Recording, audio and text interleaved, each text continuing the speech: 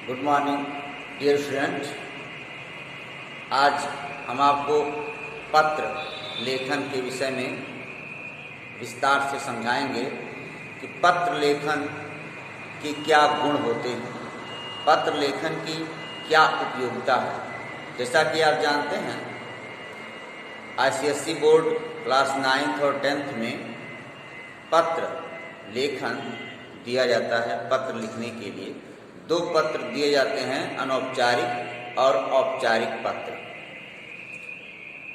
जहाँ इन दोनों पत्रों में से किसी एक पत्र को लिखना होता है, उस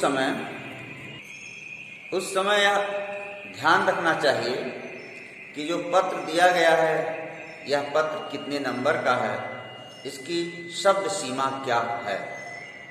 तो इस संदर्भ में पत्र 120 शब्दों में आपको लिखना रहता है और यह 7 अंक का होता है। 7 नंबर आपको पूरे अच्छे से अगर आप पत्र लिखेंगे, कहीं कोई शब्द की कमी नहीं होगी और तो आपको उस पर 7 अंक दिए जाते हैं।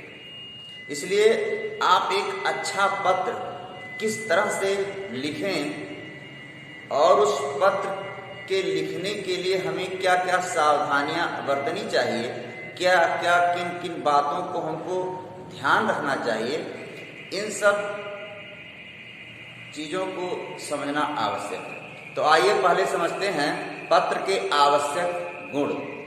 देखिए लिखा हुआ है, पत्र सरल व स्वाभाविक भाषा और शैली में हो, जिससे पत्र पढ़ने वाले को सारी बात अच्छी तरह से समझ आ जाए।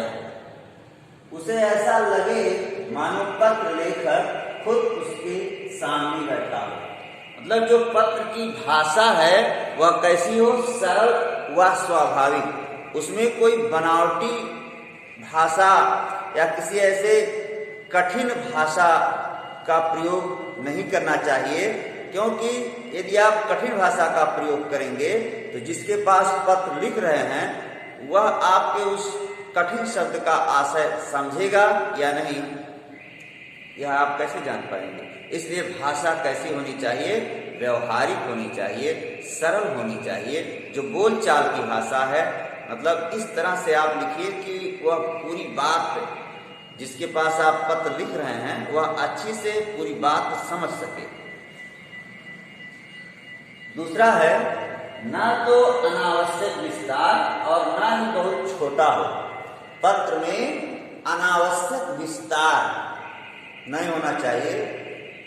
जो पत्र में आपको लिखना है या जो विद्यार्थियों को लिखना है, जो पत्र परीक्षा में पूछा गया है, उस संदर्भ में भी यह ध्यान रखना है कि अनावश्यक विस्तार नहीं होना चाहिए। शब्द की जो सीमा निर्धारित की गई है उससे अधिक नहीं लिखना चाहिए और उससे कम भी नहीं लिखना चाहिए।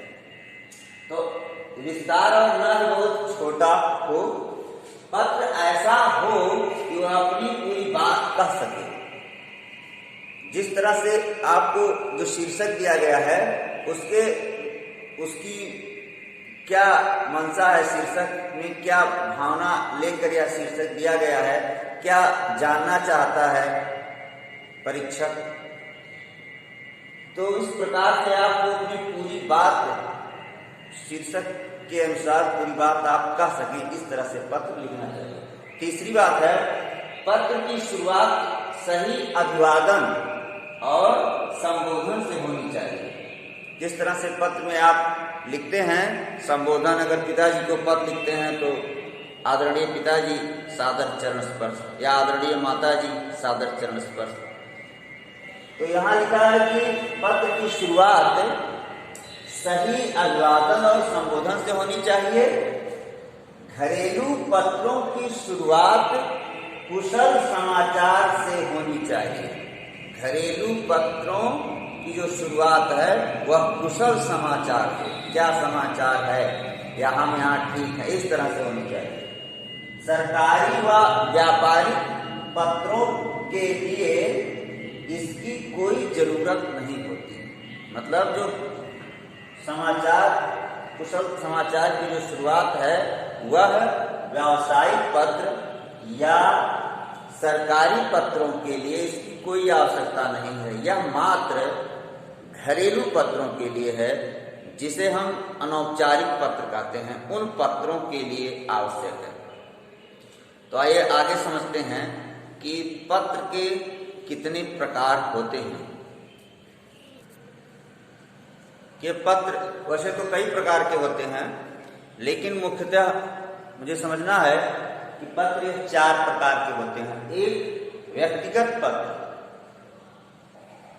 व्यक्तिगत किसी भी व्यक्ति को दिया जाता है व्यक्तिगत, और एक व्यावसायिक पत्र जो व्यवसाय से संबंधित, व्यापार से संबंधित पत्र को व्यावसायिक पत्र कहते हैं, और एक अधिकारी वर्ग को पत्र, कहीं आप जिलाधिकारी को दे रहे हैं, प्रधानाचार्य को दे रहे हैं, या किसी और अधिकारी को दे रहे हैं, तो अधिकारी वर्ग हो गया। और चौथा है संपादक, किसी भी समाचार पत्र के संपादक को पत्र देना होता है, उसको क्या कहते हैं, संपादक के नाम पत्र।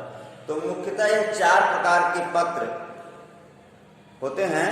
एक हुआ व्यावसायिक पत्र, दूसरा हुआ व्यापारिक पत्र, फिर हुआ अधिकारी वर्ग को पत्र, और चौथा है संपादक के नाम पत्र। आगे समझिए पत्र के अंग क्या क्या हैं। देखिए पत्र के अंग, मतलब कोई भी पत्र जो लिखा जाता है उसके अंग होते हैं। क्या क्या पत्र में लिखना आवश्यक है, इसका सदैव ध्यान रखना चाहिए। यदि आप उन आवश्यक तथ्यों को ध्यान में नहीं रखेंगे तो आप पत्र नहीं लिख सकते, और यदि लिखेंगे भी तो वह पत्र नहीं कहा जा सकता।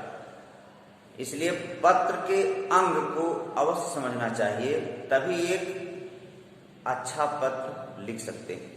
देखिए पत्र लेखन के स्थान का उल्लेख, पत्र लेखन जहां से पत्र लिखा जा रहा है उसके स्थान का उल्लेख होना चाहिए। दूसरा है पत्र लेखन की तिथि क्या है, कौन से डेट में या किस तिथि में आप पत्र लिख रहे हैं, दिन का भी उल्लेख कर सकते हैं। और फिर है तीसरा बिंदु, पत्र पाने वाले की प्रशस्ति व अभिवादन। जिसको आप पत्र लिख रहे हैं उसको आप उसका अभिवादन कीजिए, चरण स्पर्श कीजिए, या किसी छोटे को लिख रहे हैं तो उसको आप आशीर्वाद दीजिए। इसी को कहते हैं प्रशस्ति व अभिवादन। कहीं आपको प्रणाम करना है और कहीं आपको आशीर्वाद ये देना है, कहीं इस तरह से।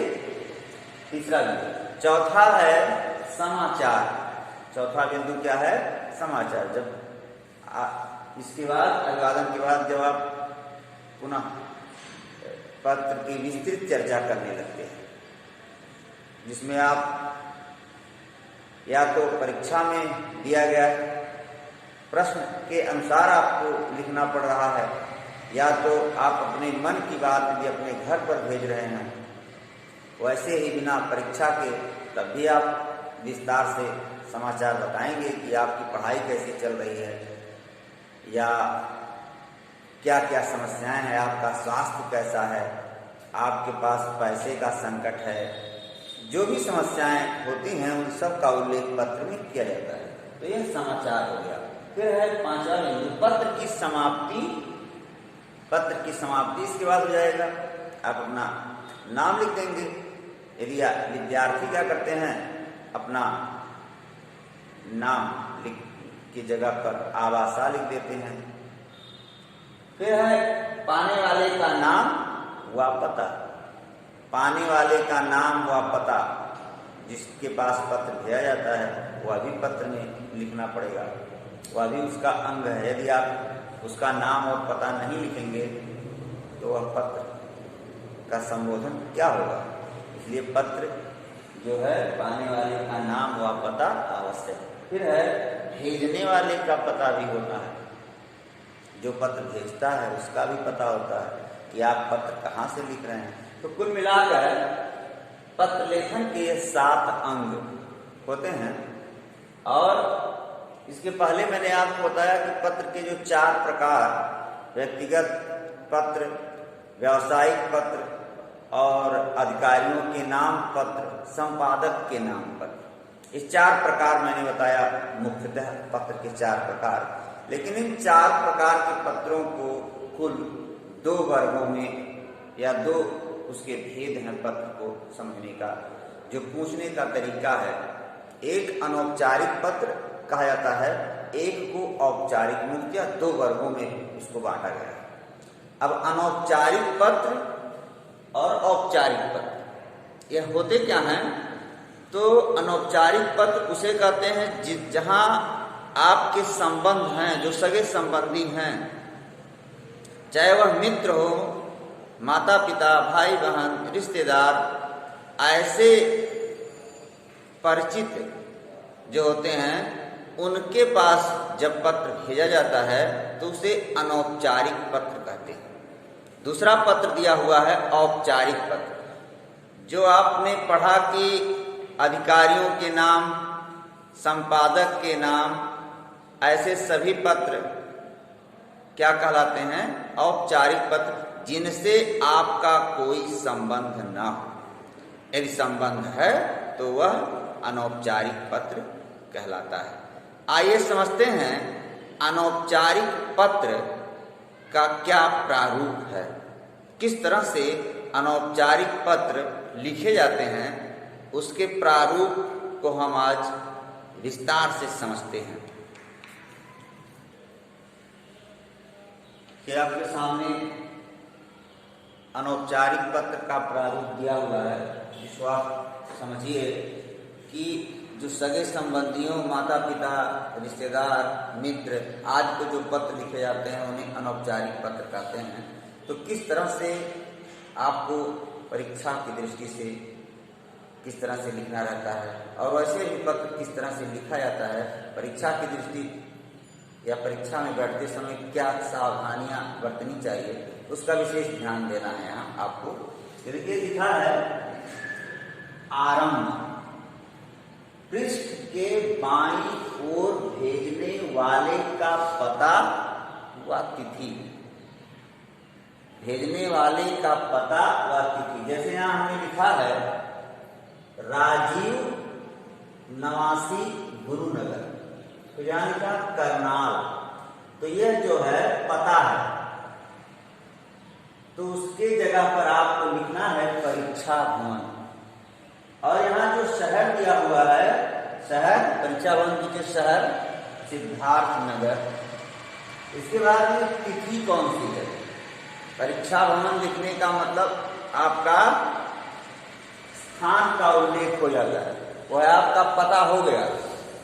फिर सिद्धार्थ नगर आपने लिखा, वह शहर हो गया, शहर का नाम सिद्धार्थ नगर। फिर आप तिथि लिखिए, कौन सा, किस तिथि में आप परीक्षा दे रहे हैं, कौन सा दिनांक है, उसका आप उल्लेख करेंगे। मैं अनौपचारिक पत्र के विषय में आपको पत्र का प्रारूप समझा रहा हूं, यह ध्यान रखिएगा। परीक्षा भवन, शहर का नाम, फिर तिथि। इसके बाद आता है संबोधन, क्योंकि अनौपचारिक पत्र में संबोधन आवश्यक होता है। यदि आप पत्र अपने पिताजी को लिख रहे हैं तो परीक्षा भवन, सिद्धार्थ नगर, दिनांक आज 3 नवंबर, मैंने यहां लिख दिया 3 नवंबर 2020। इसके बाद में पिताजी, पूज्य पिताजी, तिथि लिखने के बाद क्या लिखेंगे? पूज्य पिताजी सादर चरण स्पर्श। यह लिखने के बाद पत्र की मुख्य विषय वस्तु आती है, जिसमें आपकी भाषा शैली अत्यंत विनम्र होनी चाहिए। आप परिवार के लोगों का कुशल क्षेम पूछिए, क्या समाचार है, और अपने विषय में उसके बाद बताइए। और जब पत्र का समापन हो तो उचित आदर भाव प्रकट करना चाहिए, स्नेह भाव प्रकट करना चाहिए। आपके पत्र में ममता झलकनी चाहिए कि आप अपने पिता को पत्र लिख रहे हैं। यह सब पत्र की एक मर्यादा है किस तरह से आप पत्र अपने पिता को लिख रहे हैं। तो यहाँ पत्र की मुख्य विषय वस्तु तब आता है। इस मुख्य विषय वस्तु के ऊपर जो भी लिखना है पत्र की बाईं ओर परीक्षा भवन, शहर, तिथि, पूज्य पिताजी, सादर चरण स्पर्श, मुख्य विषय वस्तु। और इसके बाद में अंत में मैंने कहा कि उचित आदर सम्मान व्यक्त करते हुए आपका प्रिय पुत्र, यहां मैंने आवासा लिखा है क्योंकि आप परीक्षा में लिखेंगे तो नाम का उल्लेख ना करते हुए आवासा ही लिखेंगे।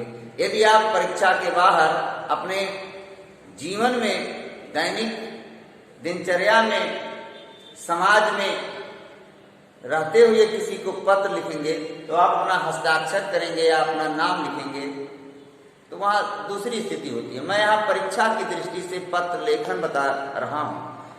मुझे विश्वास है कि अब आपको अनौपचारिक पत्र क्या होता है और उसको किस तरह से लिखना है यह आपकी समझ में आ गया होगा। यदि आप इसी रूप में पुनः समझिए, यदि आप माता जी को लिखेंगे तो पूज्य माता जी, सादर चरण स्पर्श, इतना तो सब में लिखना है। यदि आप मित्र को लिखेंगे तब भी लिखना परीक्षा भवन, शहर, तिथि, प्रिय मित्र, नमस्कार। इसके बाद में विषय वस्तु और फिर आपका प्रिय मित्र, आवासा। मित्र पर हो गया। बहन पर लिखना है, बड़ी बहन पर तो पूजनीय दीदी जी, सादर चरण स्पर्श। छोटी बहन है तो उसको जो है प्रिय नाम लिखेंगे उसको आप स्नेहाशीष, शुभाशीष का आशीर्वाद देंगे। और इसके बाद में मुख्य विषय वस्तु जो पत्र में बहन को लिखते समय, यही सब पत्र अक्सर पूछे जाते हैं। पारिवारिक पत्र, माता पिता, भाई बहन, मित्र आज को लिखने के लिए या अपनी समस्या बताने के लिए, पिता से पैसा मांगने के लिए, आप कहीं हॉस्टल में पढ़ रहे हैं, आपके पास पैसा कम हो गया तो पिताजी को पत्र लिखकर आप पैसा किस तरह से मांगेंगे, यही सब पत्र प्रश्न के रूप में आपके सामने दिया जाता है। और इसको आप किस तरह से लिखेंगे, अपने मन के भाव को व्यक्त करना है, उसमें उसकी भाषा शैली का विशेष ध्यान रखना है। तो मुझे विश्वास है कि अब आपको अनौपचारिक पत्र समझ में आ गया है। अब औपचारिक पत्र हम अगले दिन पढ़ाएंगे आपको। धन्यवाद।